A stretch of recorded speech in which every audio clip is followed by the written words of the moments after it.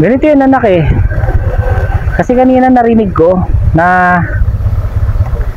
hinihiram lang ng nanay mo yung cellphone. Doon lang naman nagumpisa yun eh. Mahinahon niyang hinihiram yung cellphone sa'yo. Tapos ang gagawin mo, magmamaldita ka sa kanya na parang napaka big deal sa'yo na hiramin niya yung cellphone. Tapos magagalit ka sa kanya kapag nakapagsalita siya ng hindi maganda. Ayun, lalabanan mo siya, magsasalita ka na sana makulong na lang, sana mamatay na lang. Anak, isinasabihan mo ng ganyan nanay mo. Yung sinasabihan mo ng ganyan na makulong na lang, mamatay na lang, nanay mo yan. Kaya yung nag-alaga sa'yo nung bata ka pa, kaya ka naglalakad ngayon, kaya ka nag-aaral ngayon, kaya ka nakakapagsalita ngayon. Nanay mo yan. Ayan ang nagluwal sa'yo. 9 months ka nasa loob ng tiyan yan. Inalagaan ka, pinoprotektahan ka. Tapos sasabihan mo ng ganyan. Anong klase kang anak? Lalayas ka ngayon?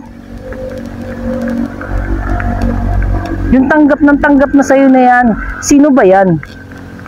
Ano ba pinagmamalaki niyan? Ano ipinapayo niyan sa'yo? Bakit ganyan ang galit mo sa nanay mo? Halos isumpa mo. Sinabi ko sa'yo last na to eh, di ba?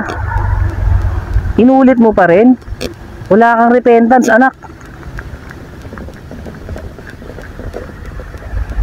Sobra, hindi ko malubos maisip ganun ang sasabihin mo eh. Ang lakas talaga ng loob mo.